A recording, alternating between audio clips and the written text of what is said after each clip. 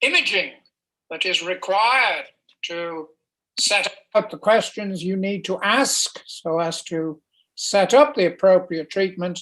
And then we're very pleased that today we're going to be joined by Natasha Khan. She is the surgeon who is now in charge of the surgical procedures at Birmingham Children's Hospital, and she's going to be with us along with Adrian Crucian. So those of you who were with us a couple of weeks back will remember that I showed you this picture.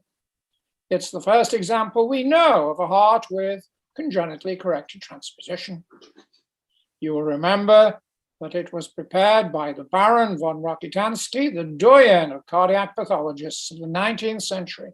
And what we can see there is the morphologically right atrium. We're looking at the underside of its appendage.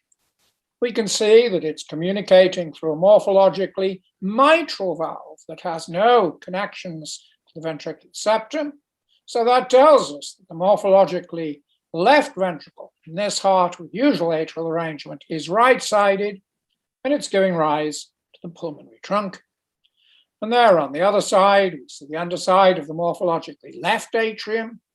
It is coming through a valve that does have septal attachments, so we know that's a morphologically tricuspid valve, telling us that the morphologically right ventricle is left-sided, and there it is, giving rise anteriorly to the aortic root.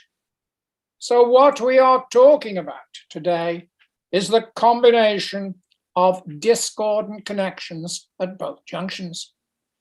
So in the typical heart that we see, the morphologically right atrium is where we expect it to be, communicates through the morphologically mitral valve to the right-sided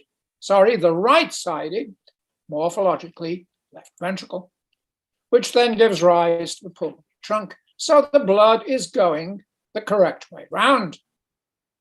So it comes back to the morphologically left atrium, and then it comes into the left-sided morphologically right ventricle. And here we have the big problem because it is the morphologically right ventricle that is pumping the blood into the aorta. The blood is going the right way round, but it is being pumped into the systemic circulation by a morphologically right ventricle. Now you'll remember, I hope, that this is the arrangement in usual atrial arrangement. And that is the typical situation we see in congenitally corrected transposition. But in a minority of cases, we have exactly the same segmental combinations, but this time with mirror-imaged atrial arrangement. So in the other variant, the morphologically right atrium is left-sided. Now, because we have the discordant atrioventricular connections, the left ventricle retains its position on the left side of the body. But because of the discordant ventricular arterial connections, the left ventricle is pumping the blood into the lungs. The double discordance, however, means that the blood is going the right way round. So now it comes back to the right-sided morphologically left atrium. Still, however, it is the morphologically right ventricle is pumping the blood into the systemic circulation, even though the morphologically right ventricle is where we expect it to be. It shouldn't be pumping the blood into the systemic circulation. So this is that rare arrangement in which there is mirror-imaged arrangement and there is right-handed ventricular topology. So this is that situation in which we have transposition IDD, we have D-loop transposition, we have D-transposition. But the D-transposition is congenitally corrected because of the discordant connections across both the atrioventricular and the ventricular arterial junctions. Now, if the septal structures are intact, then potentially we have the situation where we have a normal circulation. So Diane is now going to show you an example of congenitally corrected transposition with intact septal structures. And she's going to emphasize one of the features that is important with regard to the conduction system, to which I'll come back very shortly. This specimen has the lungs attached, and we're looking at it in attitudinally appropriate fashion with the diaphragm at the bottom of the screen. Looking at the arterial trunks as they arise from the ventricular mass, they are in a side-by-side relationship with one another, with the aorta leftward relative to the pulmonary trunk. The superior cable vein and the inferior cable vein join the morphologically right atrium in the usual fashion. Here we see our blunt triangular tip to the right atrial appendage and its broad attachment to the venous component. Looking inside, we see the pectinate muscles extending around the right atrioventricular junction to the coronary sinus and the crooks of the heart. There's the coronary sinus, and the oval fossa is here, and the flap valve or the oval foramen is probe patent. Guarding the inlet at the atrioventricular junction is a morphologically mitral valve. You can see that it is supported by paired papillary muscles with no attachments to the septal surface. The mitral valve is a morphologically left structure and will always travel with a morphologically left ventricle. So on the right, we see that we have a morphologically left ventricle with fine crisscrossing apical trabeculations and the smooth septal surface as we progress to the outlet. The mitral valve is in fibrous continuity with the arterial valve, which in this case is the pulmonary valve. And here you can see the pulmonary trunk bifurcating to the right and left pulmonary arteries. So in review, on the right side of the heart, we have a morphologically right atrium that accepts the systemic venous circulation. That circulation then crosses the mitral valve into a morphologically left ventricle on the right side, and then progresses out the pulmonary arteries to the lungs to be oxygenated. So the flow on the right side is entirely correct, even though we have discordant atrioventricular and discordant ventriculo-arterial connections. Moving to the left side of the specimen, here we see the pulmonary veins draining into what is a morphologically left atrium on outward appearance. The appendage is tubular with a narrow attachment to the venous component. When we open the left atrium, here we see the narrow attachment of the appendage with the pectinate muscles confined to that appendage. The remainder of the atrial vestibule is smooth. There is the back of the left side of the flap valve at the floor of the oval fossa, and you can see that it is probe patent. The inlet to this left-sided ventricle is guarded by a tricuspid valve, which has both papillary muscle and septal attachments. This specimen also has an Epsteinoid malformation as one of the associated malformations that we see with congenitally corrected transposition, so that you can see the usual hinge point of the valve would be here, and the valve has failed to delaminate so that the hinge point is now rotated towards the outlet or apically. Many hearts with an Epsteinoid malformation do not show us atrialization of the right ventricular wall when associated with congenitally corrected transposition, but we do have some degree of that here. So our morphologically left atrium is connected to a left-sided morphologically right ventricle with its coarse apical trabeculations and trabeculated septal surface. The outlet shows us a complete muscular infundibulum that is supporting the aortic valve. So in review, we have our blood coming back from the lungs, oxygenated into the morphologically left atrium on the left side, across a tricuspid valve, and into a morphologically right ventricle on the left side. then out the aorta to the body with oxygenated blood. So we have a discordant atrioventricular and ventriculo-arterial connection, but the flow of blood is still going around in the proper direction.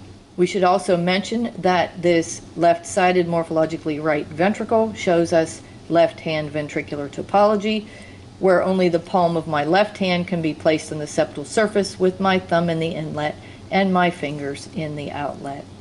Another important feature that we must mention with congenitally corrected transposition is the abnormal positioning of the conduction axis. This is secondary to the atrioventricular septal malalignment and the malalignment gap that is created.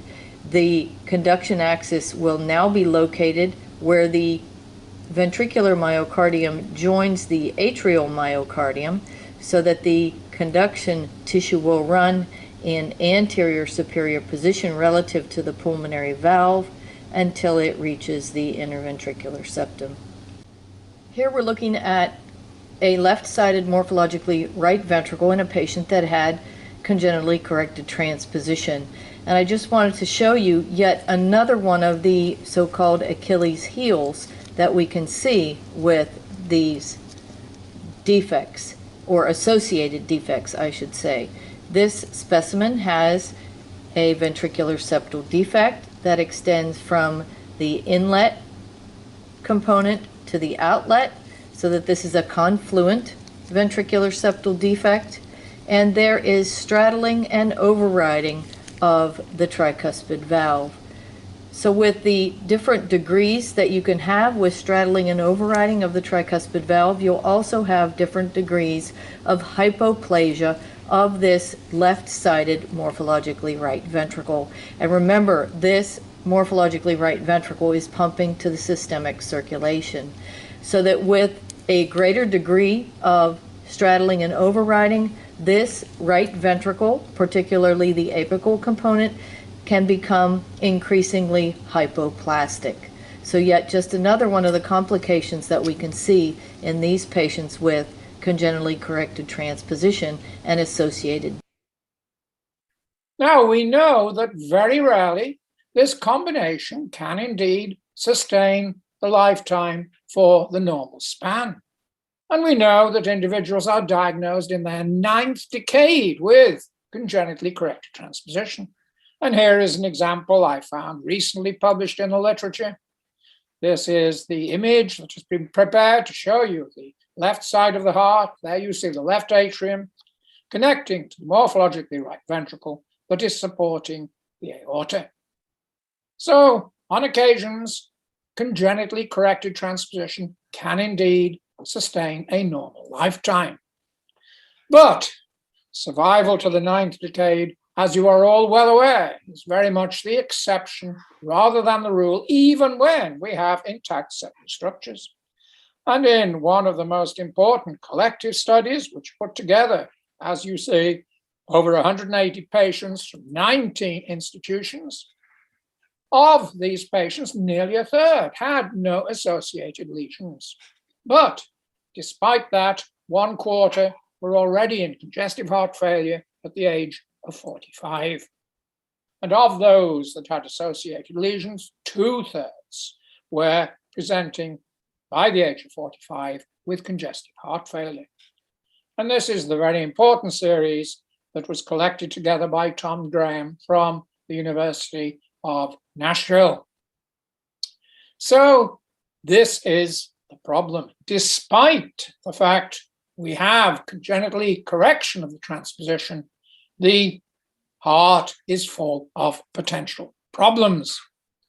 And the real problem, the Achilles heel of this circulation, is the fact that the morphologically right ventricle is driving the systemic circulation. And that's a problem even when the septal structures are intact.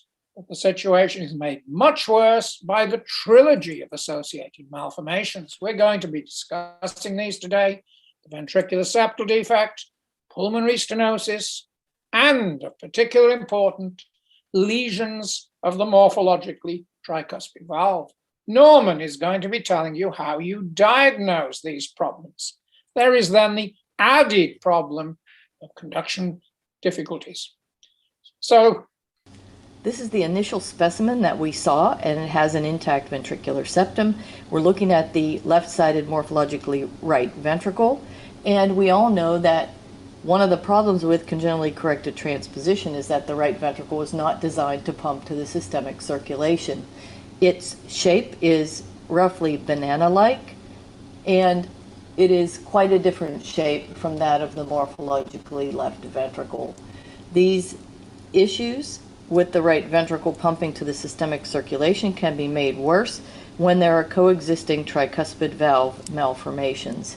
And as we saw previously, this specimen has an Epsteinoid malformation, so that the usual hinge point of the tricuspid valve should be along this line. And you can see that in this specimen, the hinge point is apically displaced, and the hinge line is now rotated towards the outlet of this right ventricle. The valve can also be significantly dysplastic in these cases. Typically, with congenitally corrected transposition, the Epsteinoid malformations do not have atrialization of the right ventricle, but this particular specimen does have some atrialization of this component along the inlet of the right ventricle. These symptoms can be made even worse, secondary to the degree of regurgitation across the tricuspid valve, and increasingly worse when you have this atrialization of the right ventricle. So one of those problems is conduction difficulties. And we know that almost always the atrioventricular conduction axis is abnormal in the setting of congenitally corrected transposition. We know this reflects both ventricular topology, but more important, the alignment between the septal structures. Now, Diane's already illustrated this to you. I'm going to emphasize that by showing you, again, the septal malalignment, which is the rule when we have usual atrial arrangement with left-handed ventricular topology. Now, it's the malalignment gap that creates the problem. In the normal heart, we also have malalignment between the atrial septum and the ventricular septum, but that is not a problem. And that is because in the normal heart, although the aortic valve is lifts away the mitral valve from the septal structures, it doesn't distort the arrangement between the membranous septum and the crest of the ventricular septum. So this malalignment, this wedging of the aortic root we see in the normal heart, does not affect the conduction system. What Diane has shown you, however, that is the problem in congenitally corrected transposition. So here you're looking towards the base of the heart in such an example of congenitally corrected transposition. There is the right atrium, there is usual atrial arrangement, and here is the right-sided morphologically left ventricle. We have left-handed ventricular topology.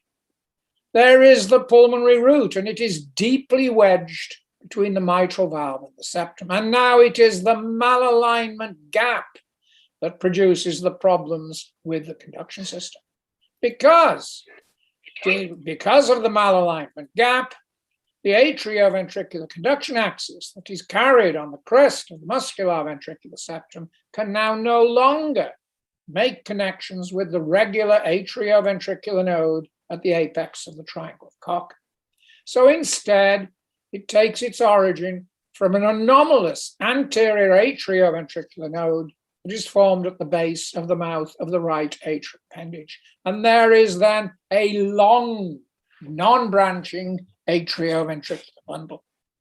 And we believe it is the length of that non-branching bundle that renders it particularly prone to be involved by fibrous tissue, giving you those progressive conduction problems, the Wencker-Bach phenomenon, prolongation of the PR interval, and then very frequently complete atrioventricular dissociation. And this simply adds to those other problems that we find because of the associated lesions. But even when the septal structures are intact. If we have a normal tricuspid valve, the atrioventricular conduction system is normal, there is still a problem. And that is because the morphologically right ventricle is not designed to pump the systemic circulation. Not only does it have a different shape, but the cardiomyocytes that make up its wall are aggregated together in fundamentally different fashion. Now, we are still exploring this, but we know that if we look at the normal heart, and this is a dissection of a normal heart made by removing the epicardial surface. It's been made by my good friend and colleague, Damian Sanchez-Quintana.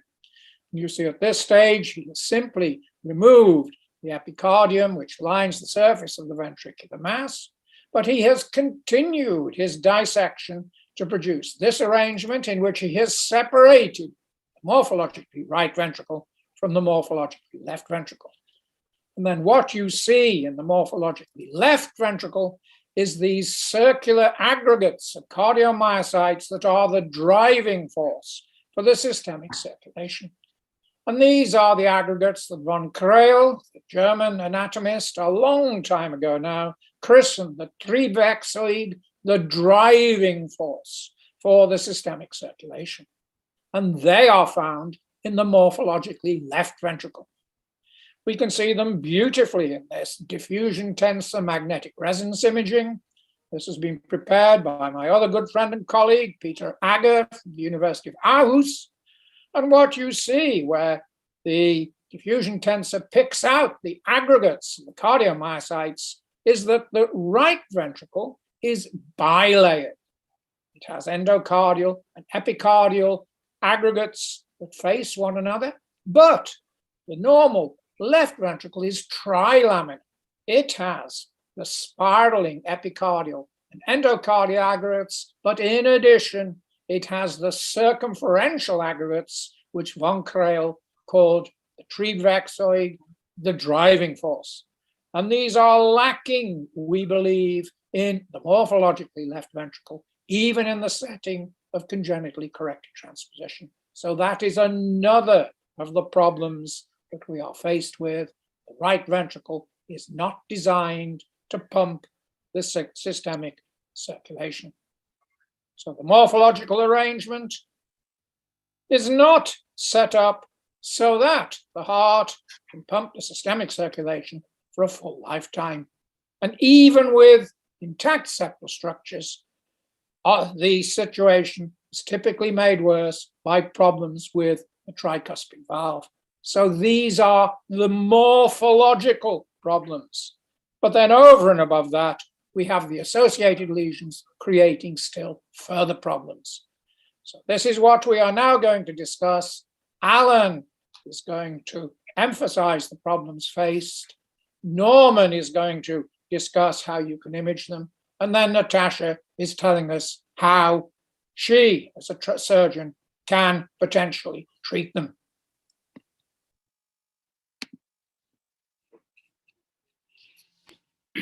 Alan, can you please share your screen?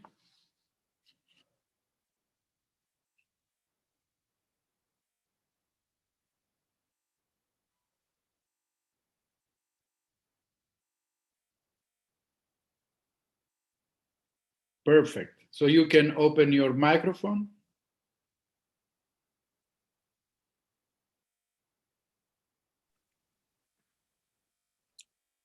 Hello, everybody. Thank you for that beautiful scene setting from Bob.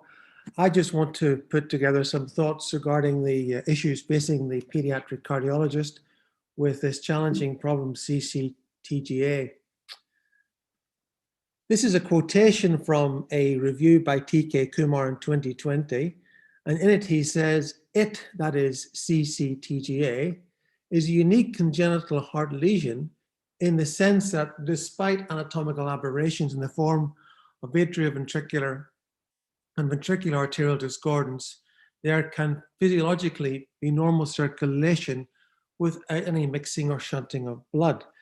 So outside bicuspid aortic valve, this of course would be true, and something I want you to bear in mind when you think about what to do.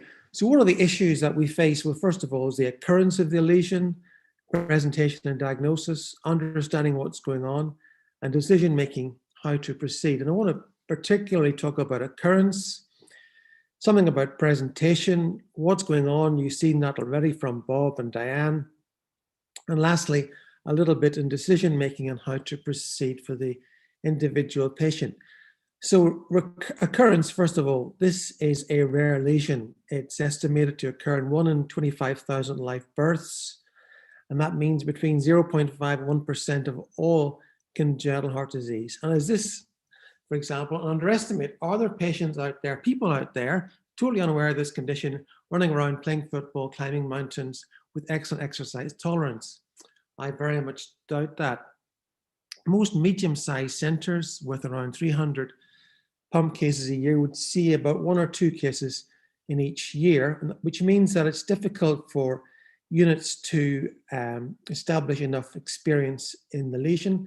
And for this reason, I would say that we could consider whether or not surgical management should be concentrated.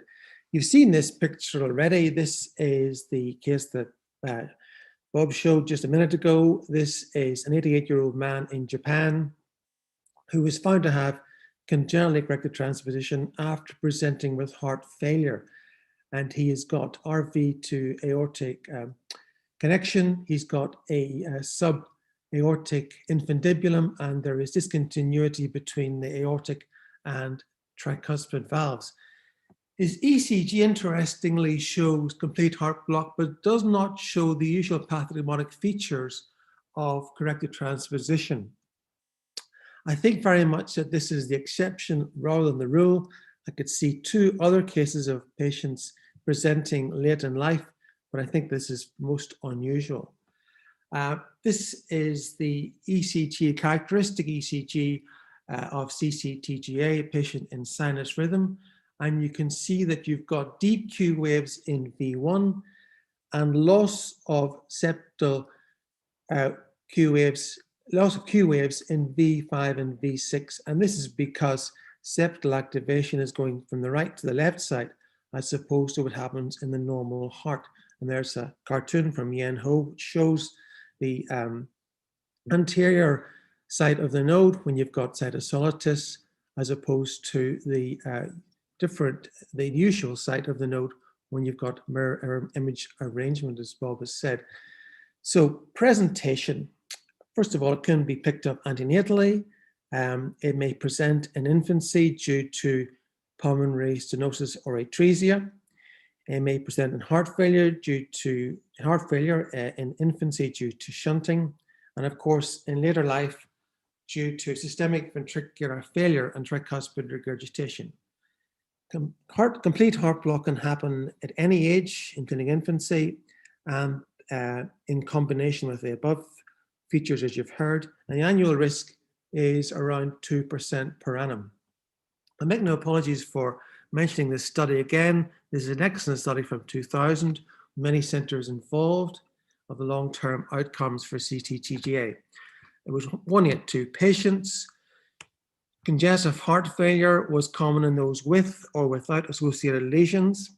And by the age of 45, which is quite young really, 67% of those with associated lesions and 25% of those without were in clinical heart failure. Rates were higher when you had a history of arrhythmia, previous pacemaker, previous surgery, especially when the tricuspid valve was repaired or replaced. And the unexpected finding was the degree of aortic regurgitation found in about 25% of both groups. This is an excellent paper, and you can see the number of citations, which is up to what Bob Anderson will be getting, I'm sure. From this study, we can learn that VSD is seen in 68% roughly, pulmonary stenosis or atresia in 50%, and moderate or worse tricuspid regurgitation in 57%. And because left ventricular outflow tract obstruction occurs in up to 50% of those with VSDs, the majority of patients with associated lesions will have a combination of VSD and some form of pulmonary stenosis. Add to this, of course, you've got the systemic right ventricle for all the patients, and the progressive conduction problems. So a bit about why I think the RV fails. You've already seen that the right ventricle only has 2 muscle layers instead of the 3 in the normal left ventricle. But as well as this, there's the coronary blood supply. It has been shown that the right ventricle has diminished flow reserve and there are myocardial perfusion defects in CCTGA. As well as this, there's tricuspid regurgitation. And these are some studies looking at the coronaries. The first one came from the German Heart Center in Munich in 2003.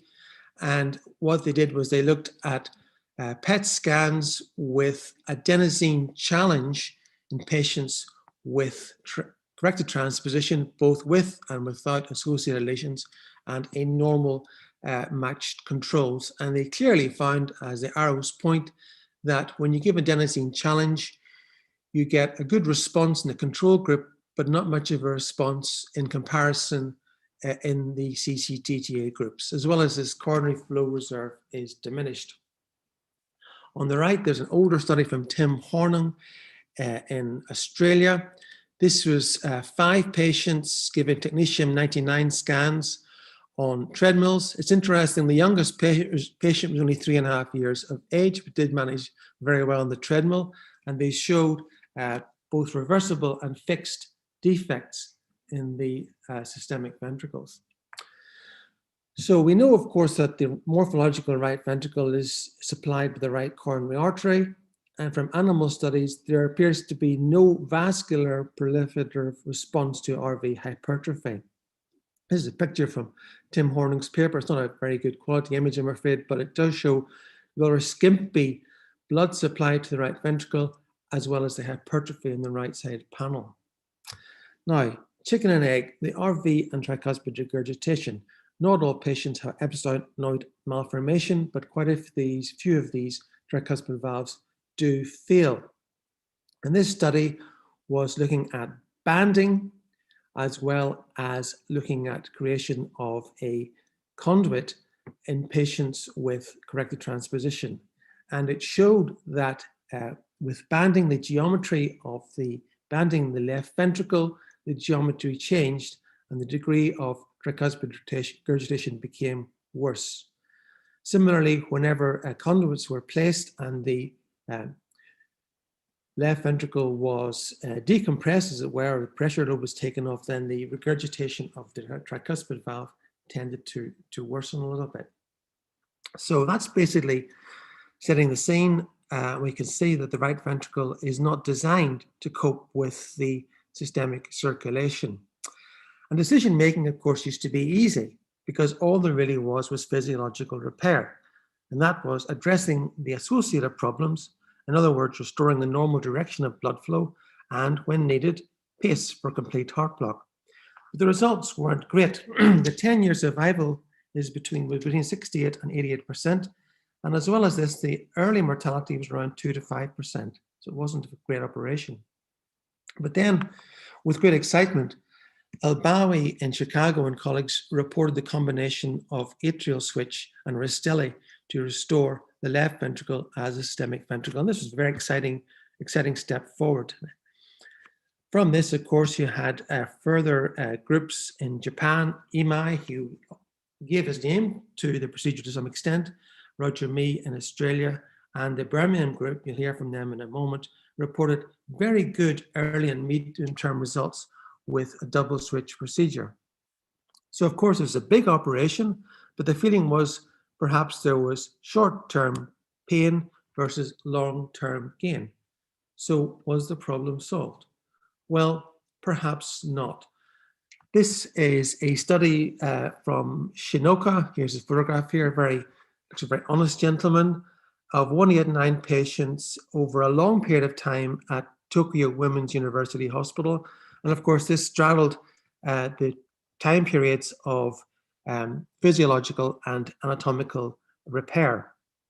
189 patients, 36 had conventional surgery, including ASD, VSD, relief pulmonary stenosis, isolated tricuspid valve surgery.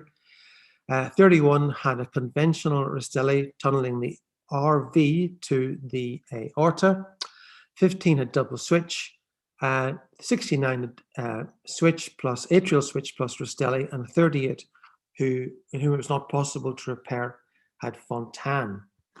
These numbers obviously support the impression that the most common combination of associated lesions is VSD and pulmonary stenosis. And the median follow-up time was 9.8 years. And these are some of the results which are a bit disappointing. There was no difference in survival between the right ventricular group and the left ventricular group. No significant difference whatsoever. Although, of course, the follow-up period for the right ventricular group was much longer. However, when you drill down on the degree of tricuspid regurgitation at the time of the index procedure, those that had tricuspid regurgitation did worse. And the worst combination was a systemic right ventricle with at least moderate tricuspid regurgitation. Looking at pacing, freedom from pacemaker implantation, again, this was worse in the left ventricle group as opposed to the right ventricle group of those which survived. And the risk factors were age below 3, preoperative tricuspid regurgitation, atrial switch plus Rastelli, not surprisingly, and VSD enlargement. And this group were very, very careful to perform an EP study before surgery to delineate the conducting system. They were very careful about VSD enlargement, and in spite of this, had this problem.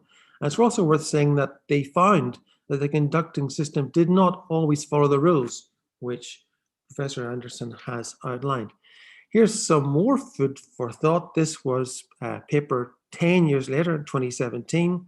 Should all patients with CCTGA undergo anatomic repair? And it's from Toronto and includes surgeons, pediatric cardiologists, and adult congenital cardiologists. And these were their results. They looked at 89 patients had physiological repair, 38 had anatomical repair, and they used a comparison of a group of Fontan patients who had left hand topology to give an indication. And they found that the results were worse for those with anatomical repair. This is from the same paper and looked at the echo data of function and echo data on the degree of systemic AV valve regurgitation across the entire cohort. So here they're comparing physiological repair, anatomic repair, Fontan procedure, and those who had no intracardiac repair, which was 38 patients. And you can see that some of the patients who had physiological repair did have pre-existing regurgitation. It got much worse at late follow-up. Disappointingly, those with function, looking at function first of all, the function got worse in the physiological repair group, and disappointingly also in the anatomical repair group at late follow-up. Those with no intracardiac repair, as we said earlier, also got worse function with time. And it was pretty similar in terms of the results from the AV valve regurgitation. Disappointingly, those with anatomical repair got, with time, AV valve regurgitation of the systemic ventricle. It's disappointing when you go through all this work and you still end up with a failing ventricle and aortic and regurgitation. A little bit about timing. Timing of anatomical repair tends to, in all the series, these are some of the earlier series which are put together by Pedro Donedo. Most patients had surgery at a median age of around 3 years of age. Timing of banding, when you have to retrain the left ventricle. It seems to be this has to happen quite early in life, otherwise it doesn't work. If you leave it beyond the age of 2, then the banding does not retrain the left ventricle. And hearing from colleagues in Birmingham, they would tend to do this even earlier than the age of 2, much earlier. You can ask what the place of PA banding as destination therapy for those who've got a failing involuted left ventricle. and degree of systemic AV valve regurgitation. That really hasn't been properly elucidated yet. What about arrhythmias? So as I said before, the annual incidence of complete heart block is about 2% per year. And long term, about 40% of patients without surgery will end up with complete heart block. And it looks as though surgery can make this worse, whether it's anatomical or physiological repair. If you pace the subpulmonary left ventricle, you will precipitate AV valve regurgitation and heart failure. So the placing of pacing leads is extremely important. Enlarging the VSD appears to increase the risk of complete heart block, even if you're very, very careful. Pacing epicardial leads prophylactically at time of surgery of the index procedure is sensible. And of course, as well as this, we must remember that sinus node dysfunction and atrial arrhythmias are very common after the atrial switch. Some of the more recent suggestions of what to do are, is there a place for a bidirectional cardiopulmonary connection and hemiatrial switch? In fact, the first patient I saw back in Toronto in the 1990s, it was had this particular combination. And the reasons for it is it could reduce the risk of superior baffle limb obstruction, which is a particular problem with the double switch, and can take the load off the small effective right ventricle after some Rastelli repairs. In other words, if too much of the volume of the effective right ventricle has been taken up because of the tunneling.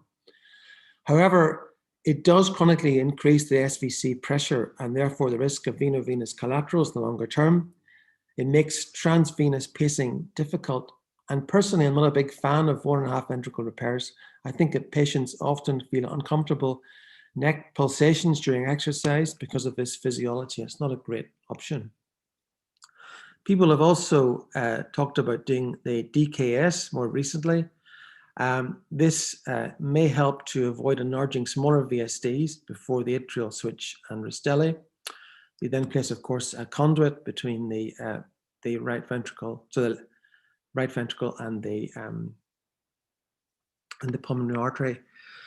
It would also reduce the need for some high-risk procedures such as aortic root translocation or aortic root rotation, which are very involved procedures indeed. But then again, I can't really comment on this as I'm not a surgeon. So basically, what have I learned about this here? When you look at the literature, you'll see some very complicated algorithms, and I don't think they're very helpful, at least not to me, because I'm a very simple person. These are some humble suggestions. First of all, anatomical repair does seem to be better when there is pre-existing moderate tricuspid regurgitation. I don't think there's any case whatsoever for doing a double switch operation in isolated CCTGA. I don't think it makes any difference to outcomes whatsoever. And when you have a large VSD, good function of the right ventricle and no tricuspid regurgitation, deciding to do a physiological repair might actually be a crime. Anatomical repair should be early in childhood. There may be a case for concentrating surgical experience in the more challenging patients, for those, for example, those with involuted left ventricle or significant tricuspid regurgitation. And one question I leave you with is there a case for a further big multi-center study? Because the last big one was back in 2000. The problem with this might be that institutional experience is different surgical techniques. It may be difficult to gain very much from such a study. So there you are. At the end of that there, you're probably just as confused as I am, but hopefully it will make you think. Thank you very much.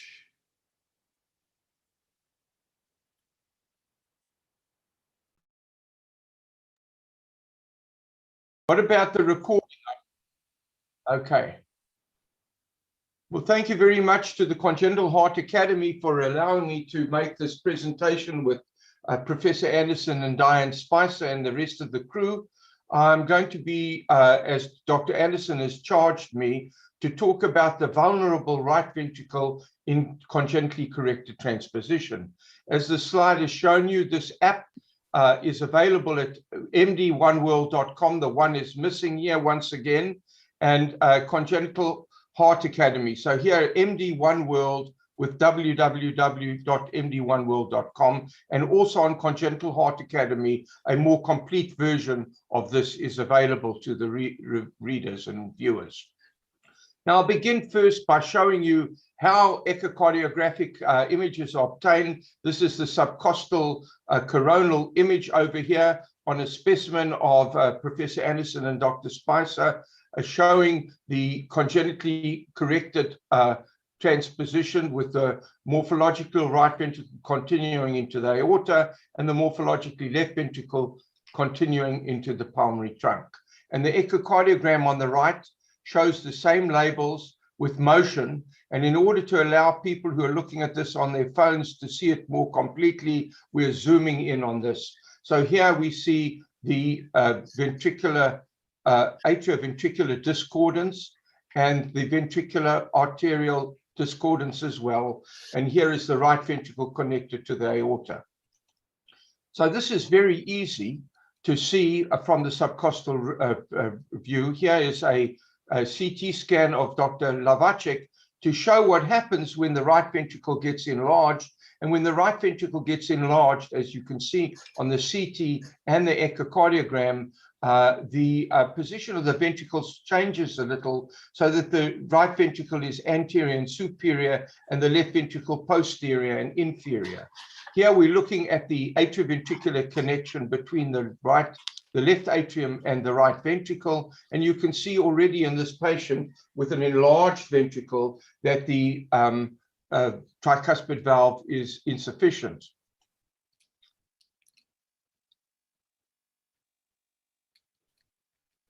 Here is another example of subcostal imaging on the left and apical four-chamber imaging on the right. You see this superior relationship of the ventricles. What I want to note particularly is that there's minimal offsetting with these two atrioventricular valves, despite the fact that there is no interventricular communication here. So again, there's the discordant connections, atrioventricular connection shown here. And I've left this example in a fetus for recognition to see that this does begin early in fetal life. Here is an apical four-chamber view compared to a MRA angiogram, and you can see again the minimal offsetting in a normal congenitally corrected transposition and the discordant connections. And you see here on the MRA that this right ventricle in this example has shown marked enlargement with substantial hypertrophy and trabeculations within the right ventricle. So there is a comparison of these features as we see them without labels from the subcostal, coronal, and the apical four-chamber plane images. This is another picture from Diane Spicer, which she no doubt will have shown you earlier on, showing in fact, the offsetting in a congenitally corrected transposition without Epsteinoid Malformation. And here is an echocardiogram in the four-chamber view, showing those features again in this particular position.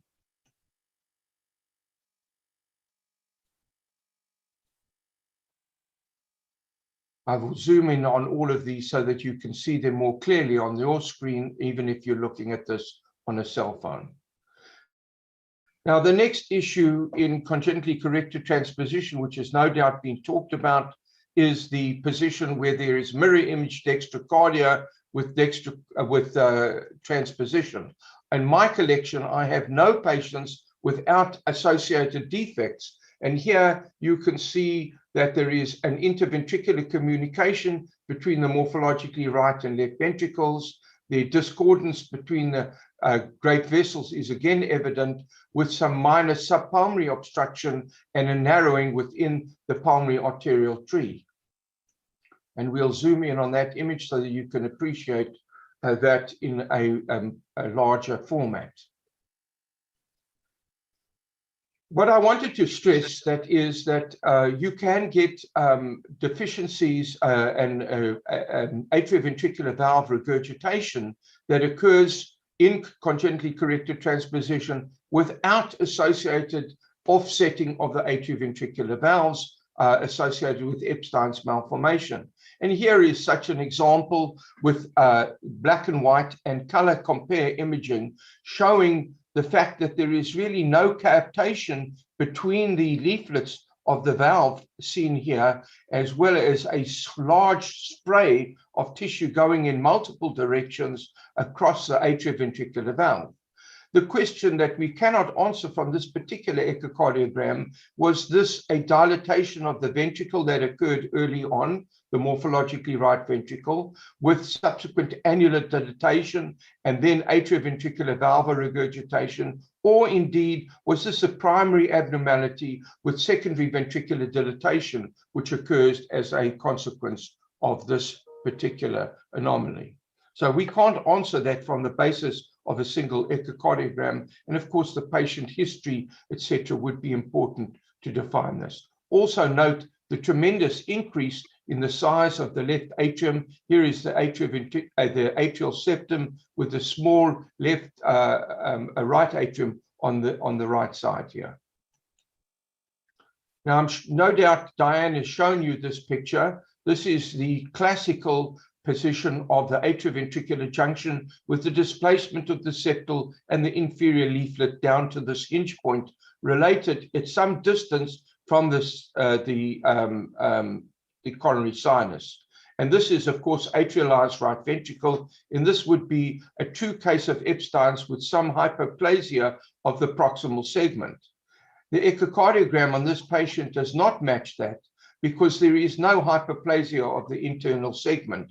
Yet there is a marked displacement between the tricuspid and the mitral valve leaflets, and of course, the invariable association of atrioventricular valve insufficiency in this patient, not of substantial degree.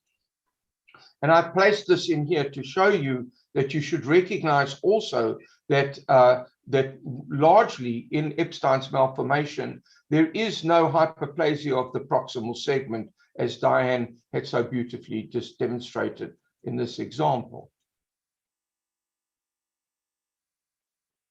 And there's the magnified view. The next issue, of course, is other abnormalities of the tricuspid valve. And here is a rather small tricuspid valve, which is associated with an interventricular communication, as well as fairly substantial atrioventricular valve regurgitation. Note the large septomarginal trabeculation here. This is probably all moderator band and anterior papillary muscle, and the offsetting between the tricuspid and the mitral orifices here. So this is an under-discussed issue, the fact that the valves may be narrowed in this condition. The valve leaflets may also straddle across the interventricular communication.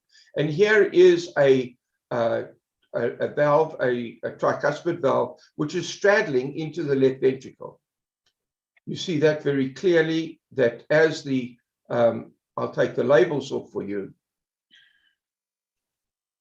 You see the straddling of this valve leaflet coming across the interventricular septum here, and the outflow of the right ventricle into the pulmonary, the left ventricle into the pulmonary trunk here.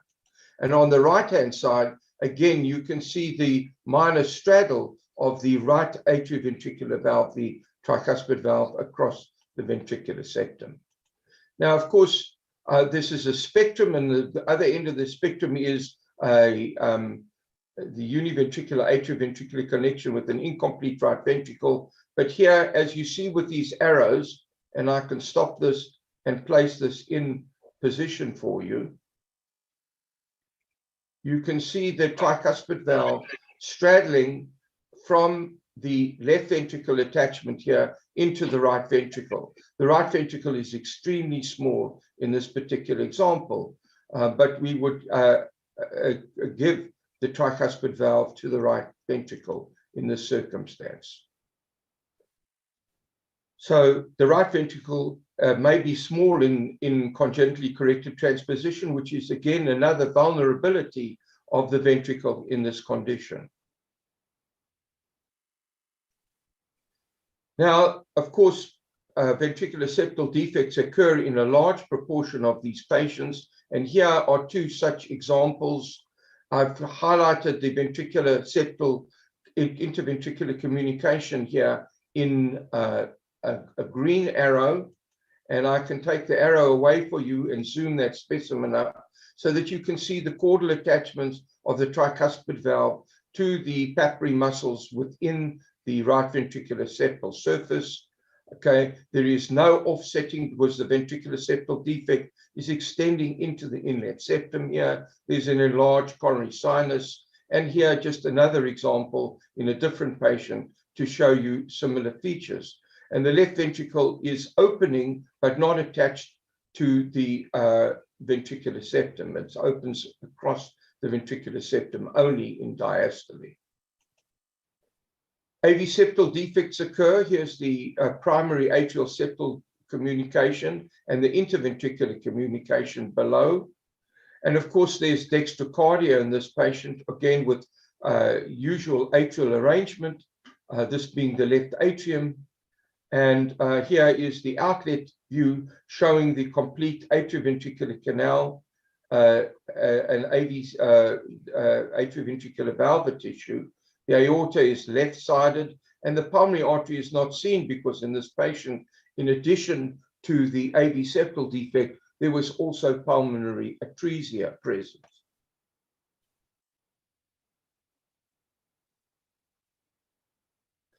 I mentioned that the right ventricle can be small, and here is a MRA once again showing a small right ventricle with a continuation into the aorta, not so clearly identified here.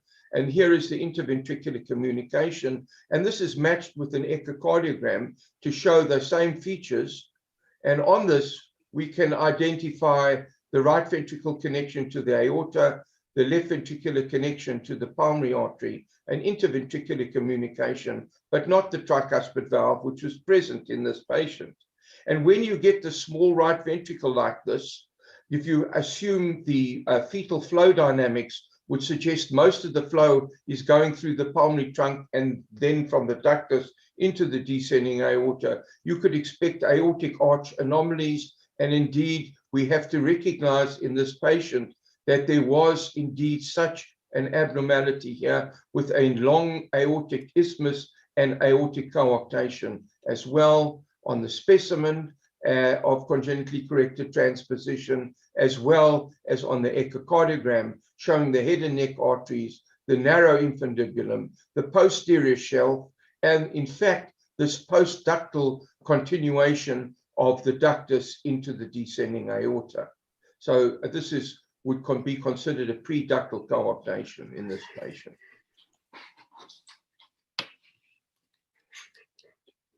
Just a zoom look at these issues. Now, I was charged to talk about ventricular function. And ventricular function is an ongoing problem in patients with this condition.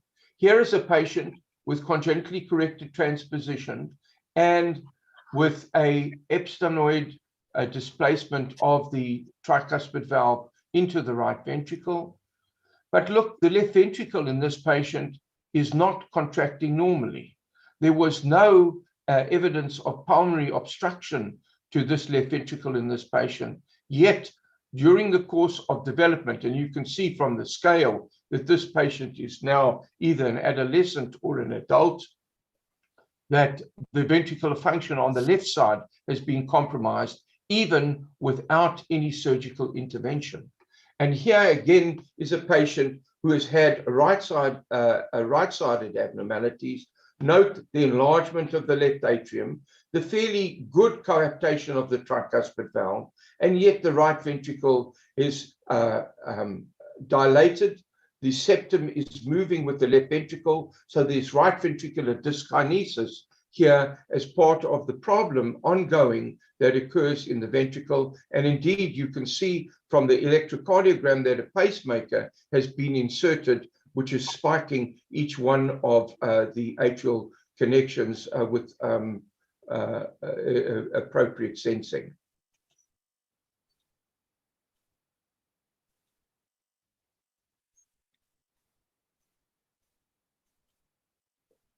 These are often fixed by means of a atrioventricular valve ring if there's tricuspid regurgitation. And here is an echo from Professor Anderson's archive, which shows the supravalvular ring in this patient. And this is matched with an echo of a patient who had massive tricuspid regurgitation and was initially handled by means of a Carpentier ring in the atrioventricular junction, which highlights that position. And also when we look at the ongoing contraction of the ventricle, although the ventricular function is still depressed, the tricuspid insufficiency has been taken care of by the ring.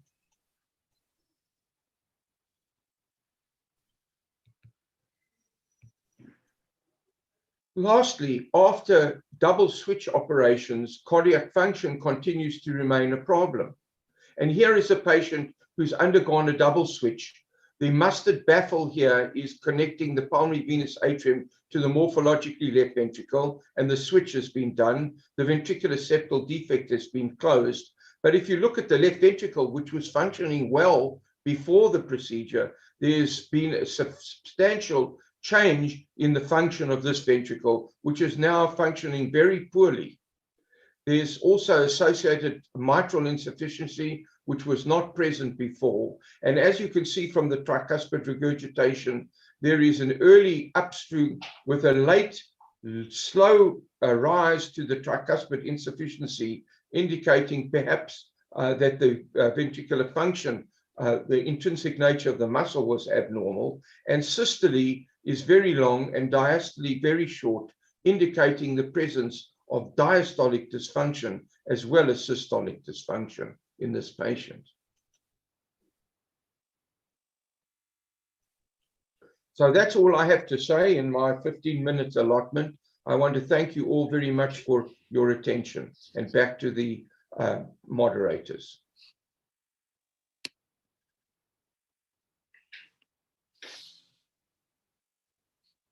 If Natasha can share the screen, please.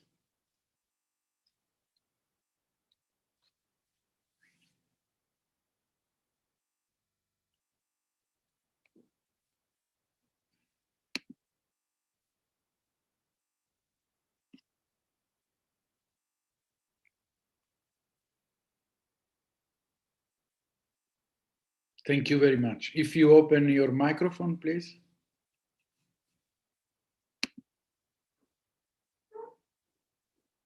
Can you hear me? Yes. Can you go to, yes, you remove, can you go to slide presentation? Yes, thank you very much.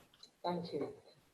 Thank you for inviting me to this. I'm Natasha Khan. I work as a cardiac surgeon at Birmingham Children's Hospital. I'm sorry, I don't have very many logos, so I'm going to just keep reminding you where I work. That'll be the easiest thing. And I've been asked to talk to you about therapeutic options. I've seen some of the previous presentations, and I think mine is very simple because I like to just think through the whole thing with everybody who's watching. And I see there's some questions up following previous talks, following Alan McGee's talk, what should I do with this or that?